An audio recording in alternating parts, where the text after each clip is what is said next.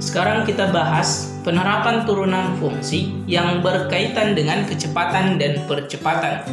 Nah, saya mulai yang pertama, itu kita gunakan kecepatan. Ya.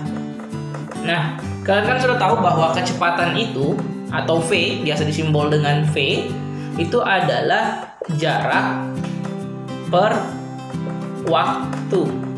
Nah, biasa juga disimbol delta S atau total jarak untuk kecepatan rata-rata itu per delta T atau total waktunya. Nah, dari sini kita bisa simpulkan bahwa kecepatan rata-rata atau V-nya itu saat T, di saat T dapat didefinisikan atau dapat diturunkan ke dalam bentuk fungsi. Ini artinya, ini artinya adalah turunan S terhadap T. Ini bisa dikatakan bahwa turunan S terhadap T. Makanya biasa dikatakan bahwa jika V itu sama dengan ds per dt, nah ini maksudnya adalah turunan T terhadap S. Ya, nah ini bentuk kita buat untuk mendapatkan hasil turunannya atau kecepatannya. Ini sebenarnya konsep turunan yang digunakan, di mana kecepatan itu adalah turunan jarak terhadap waktu. Begitu juga dengan percepatan. Nah, kan kalau kita tahu bahwa percepatan itu biasa kita simbol dengan A, ya kan? Percepatan biasa kita simbol dengan A. Di mana percepatan itu sendiri adalah kecepatan per waktu. Nah, artinya ini adalah delta V atau kecepatannya rata-rata terhadap kecepatan waktunya.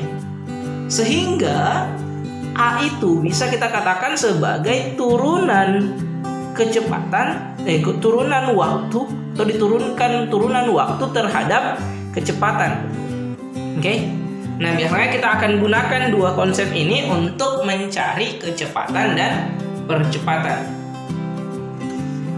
Contoh, sebuah benda bergerak melintasi garis lurus setelah T detik, menempuh jarak yang dirumuskan dengan ST sama dengan 2T pangkat 3 kurang 6T, di mana S dalam meter atau jaraknya dalam ukuran meter.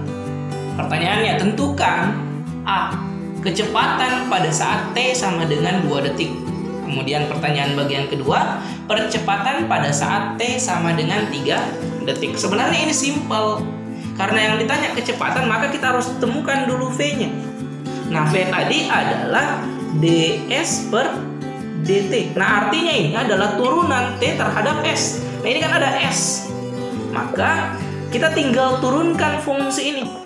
Berarti kita turunkan fungsi yang pertama. 2T pangkat 3 kita turunkan terhadap T. Makanya 2 kali 3 itu 6T pangkat 2 kurang 2 kali 6 itu negatif 12T pangkat 1.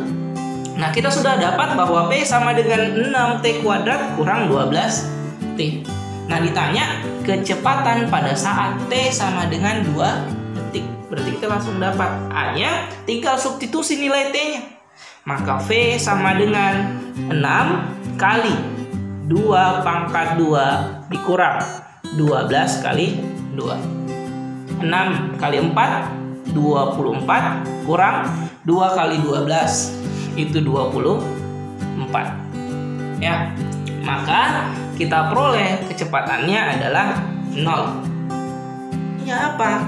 Berarti pada saat T itu 2 detik, kecepatan mobil itu masih sama dengan 0. Artinya mobil itu tidak bergerak atau kecepatan benda atau benda tersebut belum bergerak. Ya, kecepatannya masih 0. Nggak apa-apa. Tiada masalah ya. Artinya dia belum bergerak. Kemudian lanjut pertanyaan berikutnya. Nah, ini kan percepatan pada saat T sama dengan 3 detik. Nah, ingat A tadi atau percepatan itu kita simbol dengan dv per dt.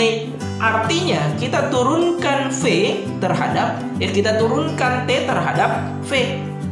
Ya, kita turunkan T terhadap V. Nah, ini kan P-nya sendiri. Ini kan tadi sama dengan V atau kecepatannya. Nah, artinya ini yang kita turunkan. Ya kan?